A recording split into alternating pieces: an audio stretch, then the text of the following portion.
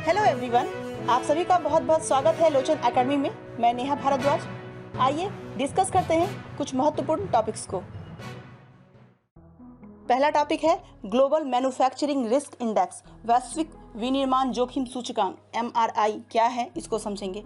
तो कुशमैन एवं वेकफील्ड के अनुसार कि वैश्विक विनिर्माण जोखिम सूचकांक रिपोर्ट में भारत 48 देशों में वैश्विक विनिर्माण के लिए सबसे उपयुक्त स्थानों की सूची में तीसरे स्थान पर है। कुशमैन एवं वेकफील्ड क्या है, तो यह एक वैश्विक वाणिज्यिक रियल एस्टेट सर्विस फर्म है। कुशमैन एंड वेकफील्ड दुनिया की अग्रणी प्रॉपर्टी कंसल्टेंसी कंपनियों में से एक है और इसका मुख्यालय शिकागो, इलिनोइस, संयुक्त राज्य अमेरिका जो है उसमें स्थित है। MRI की रिपोर्ट में कहा गया है कि 2020 में चीन और संयुक्त राज्य अमेरिका ने क्रमशः शीर्ष 2 स्थान बरकरार रखे हैं, जबकि भारत 1 स्थान की बढ़ोतरी के साथ तीसरे स्थान पर पहुंच गया है। इस सूचकांक में यूरोप, अमेरिका और एशिया प्रशांत क्षेत्र के 48 देशों को शामिल किया गया है। वार्षिक वैश्विक विनिर्माण जोखिम सूचकांक रिपोर्ट अमेरिका स्थित संपत्ति सलाहकार द्वारा जारी की गई है ताकि यूरोप, अमेरिका और एशिया प्रशांत में 48 देशों के बीच वैश्विक विनिर्माण के लिए सबसे उपयुक्त स्थानों को रैंक किया जा सके। प्रत्येक देश का मूल्यांकन 4 प्रमुख क्षेत्रों पर किया गया है। कौन कौन क्षेत्र हैं? सब क्या है? बाउंस बैक एबिलिटी, फिर है कंडीशन जो शर्तें होती है, कॉस्ट लागत, रिस्क यानी कि जोखिम।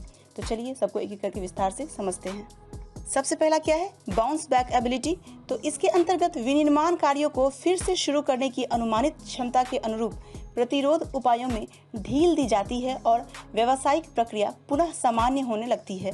फिर दूसरा है शर्तें यानी कंडीशंस। तो इसमें कुशल मानव संसाधन की उपलब्धता और बाजारों तक पहुंच, व्यावसायिक वातावरण को शामिल किया गया है। तीसरा क्या है? लागत। तो इसमें श्रम, बिजली और रियल एस्टेट सहित परिचालन लागत शामिल होता है। जोखिम चौथा हमारा है, तो इसमें राजनीतिक, आर्थिक और पर्यावरण जोखिम को शामिल किया गया है। MRI 2020 की रिपोर्ट में वैश्विक विनिर्माण क्षेत्र पर कोविड-19 प्रभाव का विश्लेषण और देशों में अपने विनिर्माण क्षेत्रों को फिर से शुरू करने की क्षमता शामिल की गई है। दूसरा टॉपिक है global multi dimensional property index 2020 जारी की गई है। आइए इसके विषय में समझेंगे। तो इस इंडेक्स का टाइटल है charting pathways out of multi dimensional property achieving the SDGC index. इस इंडेक्स के अनुसार कोरोना वायरस का अब तक हुए सुधार पर प्रतिकूल कर सकता है।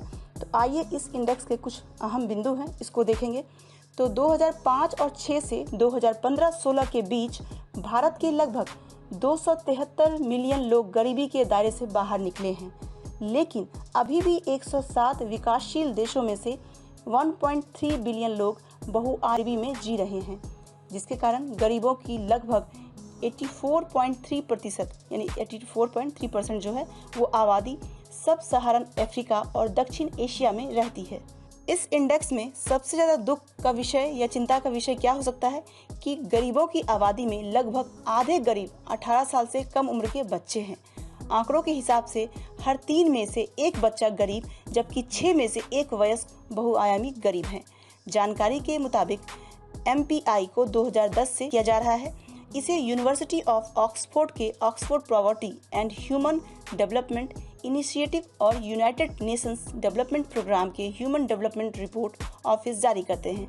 गरीबी मापन में 3 आयामों को 10 संकेतकों का उपयोग किया जाता है और इन तीनों आयामों का आधार समान होता है। पहले आयाम स्वास्थ्य के अंतर्गत 2 संकेतक पोषण और बाल मृत्यु दर आते हैं। दूसरा शिक्षा के अंतर्गत 2 संकेतक क्या होते हैं? ईयर्स ऑफ स्कूलिंग और स्कूल अटेंडेंस को शामिल किया गया है।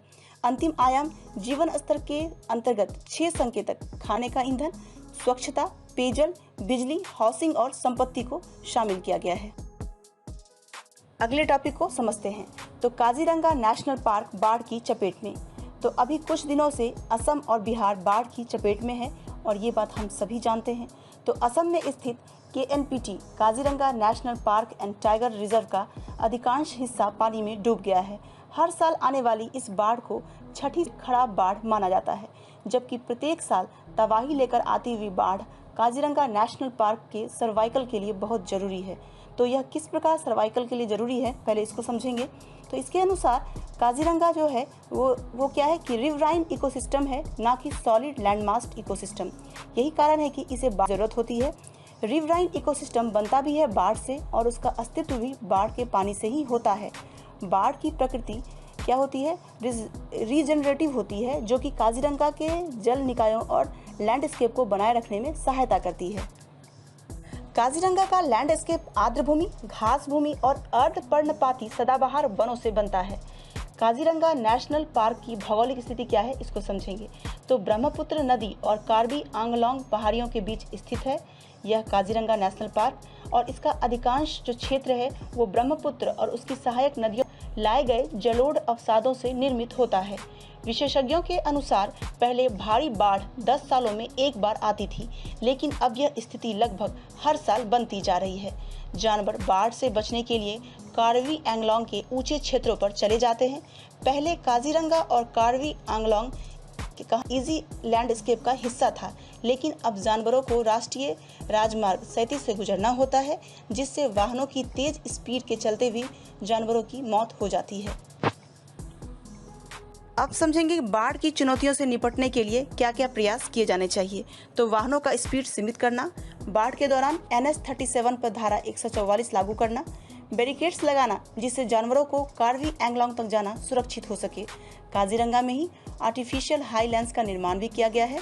अप्रैल 2019 में सुप्रीम कोर्ट का इस क्षेत्र में माइनिंग गतिविधियों पर रोक के संबंध में आदेश भी दिए गए थे। केंद्र सरकार का NH 37 पर एक फ्लाईओवर बनाने का प्रस्ताव है। अगले टॉपिक को समझते हैं।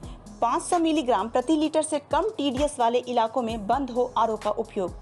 तो अभी हाल ही में NGT ने RO प्यूरिफायर को लेकर और जलवायु परिवर्तन मंत्रालय को यह निर्देश जारी किया है।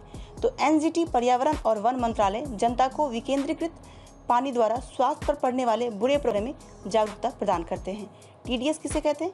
TDS का क्या मतलब हुआ? टोटल डिजॉल्व सॉलिड्स में अकार्बनिक लक्षण के साथ साथ कार्बनिक पदार्थों की छोटी छोटी मात्रा शामिल होता है इसमें। WHO के अनुसार 300 मिलीग्राम प्रति लीटर से नीचे का जो TDS होता है वो सबसे अच्छा होता है, 900 मिलीग्राम प्रति लीटर से ऊपर खराब होता है, और 1200 मिलीग्राम प्रति लीटर से ऊपर TDS जो होता है वो अत्यंत खराब यानी अस्वीकार किया जाता है उसे। RO का क्या मतलब हुआ? रिवर्स ऑस्मोसिस एक वाटर ट्रीटमेंट प्रोसेस कहलाता है। RO में एक अर्ध पारगम्य झिल्ली के माध्यम से पानी के दूषित पदार्थों को निकालते हैं इससे। भारत में मातृत्व मृत्यु पर स्पेशल बुलेटिन जारी हुआ है, इसको समझेंगे। तो अभी हाल ही में office of the registrar general sample registration system द्वारा भारत में मातृत्व पर एक स्पेशल रिपोर्ट जारी की है। उसके अनुसार भारत में मातृत्व मृत्यु अनुपात में कमी आई है। 2015-17 में 100 के मुकाबले 2016-18 में अनुपात 113 था। मातृत्व मृत्यु किसी भी क्षेत्र की महिलाओं के प्रजनन स्वास्थ्य का मापक होती है। WHO के अनुसार मातृत्व मृत्यु का मतलब है किसी गर्भवती महिलाओं की मौत और प्रसव के 42 दिनों के अंदर या गर्भधारण से जुड़े किसी कारण की या उसके प्रबंधन की वजह से होने वाली मौत। मातृत्व मृत्यु अनुपात 1 लाख जीवित जन्म पर होने वाली मातृत्व मृत्यु की संख्या होती है।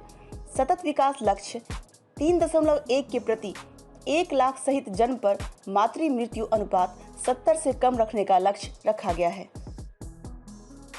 डबल स्टैक कंटेनरों के लिए दुनिया की पहली विद्युतीकृत रेल सुरंग, इसको समझते हैं।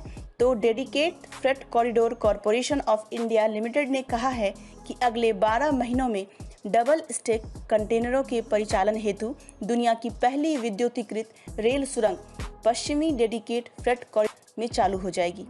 भूवैज्ञानिक रूप से यह सुरंग सुरक्षित एवं स्थिर है, क्योंकि यह 2500 से 500 मिलियन वर्ष पुरानी प्रोटोरोजाइक चट्टानों, जो मुख्य रूप से दिल्ली सुपर ग्रुप चट्टानों के अलवर समूहों के क्वार्टरजाइट शीट्स एवं स्लेट्स, जिनकी उच्च वहन क्षमता होती है, से हो जाती है। एक बार शुरू होने के बाद डबल स्टैक कंटेनर वाली मालगाड़ी हरियाणा के सोहना के पास विद्युतीकृत रेल सुरंग के भीतर से 100 किलोमीटर घंटे से अधिक की गति से चलने में सक्षम होगी। आप समझेंगे दिल्ली सुपर ग्रुप चट्टान। तो यह सुपर ग्रुप के अंतर्गत 2 मुख्य प्रकार की चट्टानें आती है। पहला है ज्वालामुखी चट्टानों का एक मोटा अनुक्रम जिनमें महाद्वीपीय समानता होती है। दूसरा है तलछटी चट्टानें यानी कि सेडिमेंट्री रॉक्स, जो नदीय एवं उथले समुद्री वातावरण तथा गहरे समुद्री निक्षेपण वातावरण का प्रतिनिधित्व करती है। आप समझेंगे दिल्ली सुपर ग्रुप को 3 समूहों में वर्गीकृत किया गया है। कौन कौन है? निम्न रेआलो समूह, मध्य अलवर समूह और ऊपरी अजबगढ़ समूह। प्रोटोरोजाइक क्या है, इसको समझेंगे। तो प्रोटोरोजाइक एक भूवैज्ञानिक इयॉन है जो पृथ्वी पर जटिल जीवन के प्रसार से ठीक पहले पृथ्वी के वायुमंडल में ऑक्सीजन की उपस्थिति के समय से संबंधित है। और यह जो सुरंग है, यह सुरंग हरियाणा के मेवात एवं गुरुग्राम जिले को जोड़ती है और अरावली पर्वत की अच्छी ढाल पर निर्मित की गई है। डी आकार की सुरंग में WDFC एक डबल स्टैक कंटेनर परिचालन को सक्षम करने के लिए उच्च OHE ओवरहेड उपकरण के साथ डबल लाइन को समायोजित करने के लिए 150 वर्ग मीटर का क्षेत्र भी इसमें शामिल है। वृक्षारोपण अभियान का शुभारंभ किया गया है, इसको समझेंगे। तो गृह मंत्री अमित शाह ने वृक्षारोपण अभियान का शुभारंभ किया। वृक्षारोपण अभियान के तहत 6 इको पार्कों और पर्यटन स्थलों का शिलान्यास और उद्घाटन किया गया है। यह कार्यक्रम 130 स्थल से अधिक स्थानों पर एक साथ शुरू हुआ है, जो 10 कोयला लिग्नाइट प्रभावित राज्यों के 38 स्थानों में फैले हुए हैं। अब समझेंगे कि वृक्षारोपण अभियान क्या है।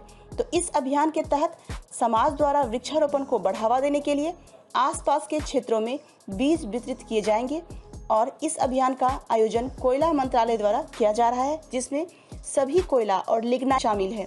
इसके तहत बड़े पैमाने पर सार्वजनिक क्षेत्र के उद्यमों की कॉलोनियां, कार्यालयों और खानों के साथ साथ कोयला और लिग्नाइट से जुड़े अन्य उपयुक्त क्षेत्रों में भी वृक्षारोपण किया जाएगा। साथ ही इको पार्क भी उद्घाटन किए गए हैं।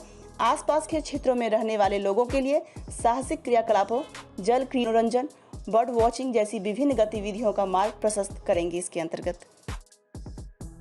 वृक्षारोपण अभियान के तहत हरित पहल की शुरुआत हुई है। तो यह हरित पहल भारत में कोयला क्षेत्र का मुख्य लक्ष्य है। इसमें वृक्षारोपण के माध्यम से अधिकतम क्षेत्र को हरित कवर में शामिल करना है। कोयला मंत्रालय द्वारा शुरू की गई इस हरित पहल से कोयले और लिग्नाइट सार्वजनिक क्षेत्र के उपक्रमों के साथ साथ भारत में निजी की सक्रिय भागीदारी में भी तेजी आएगी। वर्ष 2020 में 3 कोयला और लिग्नाइट जितने भी कंपनी हैं, कौन कौन है? पहला क्या है?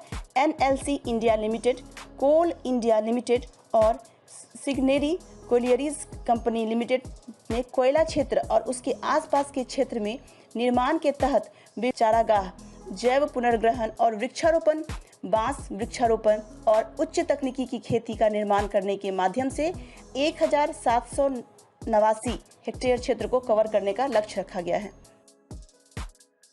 अब लास्ट टॉपिक को समझेंगे। तो मिजोरम में जोरम मेगा फूड पार्क का उद्घाटन किया गया है। तो केंद्रीय खाद्य प्रसंस्करण उद्योग मंत्री श्रीमती हरसिमरत कौर बादल ने वीडियो कॉन्फ्रेंसिंग के द्वारा मिजोरम में जोरम मेगा फूड पार्क का उद्घाटन किया है। इसके क्या क्या महत्वपूर्ण बिंदु हैं, इसको समझते हैं। तो यह मिजोरम राज्य में संचालित वाला पहला मेगा फूड पार्क होगा। पूर्वोत्तर क्षेत्र में केंद्रीय खाद्य प्रसंस्करण उद्योग मंत्रालय से सहायता प्राप्त कुल 88 परियोजनाओं को मंजूरी दी गई है, जिसमें 41 परियोजनाएं कार्यान्वित की जा चुकी है। भारत की एक सुदृढ़ खाद्य अर्थव्यवस्था और विश्व की खाद्य फैक्ट्री बनाने के लिए भारत सरकार ने खाद्य क्षेत्र को मेक इन इंडिया का एक प्रमुख क्षेत्र बनाया है। मेगा फूड पार्क मिजोरम में अवस्थित लगभग 30 खाद्य प्रसंस्करण इकाइयों में करीब 250 करोड़ रुपए के अतिरिक्त निवेश का लाभ उठाएगा और वार्षिक तौर पर लगभग 450 से 500 करोड़ रुपए का कारोबार करेगा। मिजोरम के कोलासिब जिले के खमरंग गांव में मेगा फूड पार्क जो है Zoram mega food park private limited द्वारा बढ़ावा दिया गया है। इसमें अब समझेंगे कि जोरम मेगा फूड पार्क की क्या विशेषताएं हैं। तो पिछले 6 वर्षों में उनके मंत्रालय द्वारा मिजोरम के लिए 7 सहित पूरे उत्तर पूर्व क्षेत्र के लिए 88 परियोजनाओं को 1000 करोड़ रुपए की लागत के साथ शुरू किया गया है। इससे क्षेत्र के 3 लाख किसानों को सीधे लाभ होगा और 50,000 युवाओं को रोज अवसर मिलेंगे। 55 एकड़ भूमि में स्थापित मिजोरम की Zoram mega food park private limited की परियोजना जो लागत है वो 75.20 करोड़ रुपए है। जोरम मेगा फूड पार्क के उद्घाटन का स्वागत करते हुए कहा गया है कि इससे बिचौलियों को दूर करके क्षेत्र के किसानों की आय दोगुनी करने में मदद मिलेगी। क्या है, इसको समझेंगे। तो मिजोरम को केरल के बाद सबसे अधिक लगभग 96% की उच्च साक्षरता दर और राज्य को उग्रवाद तथा नशीली दवाओं के खतरे से मुक्त रखने में सहायक इसकी उच्च अनुशासनात्मक संस्कृति को बढ़ावा दिया जाएगा। जोरम मेगा फूड पार्क राष्ट्रीय राजमार्ग 54 के पास स्थित है। इससे परिवहन की बाधाएं नहीं आएगी और यह जल्द ही इस क्षेत्र में उगाए जाने वाले विभिन्न प्रकार के खाद्य पदार्थ जैसे मसालों, फलों और सब्जियों के भंडारण और उसके प्रसंस्करण के लिए एक प्रमुख स्थान बन जाएगा। तो हमारे चैनल को लाइक करें, सब्सक्राइब करें और अपने फ्रेंड्स को शेयर करें। आज के लिए इतना ही। Thank you.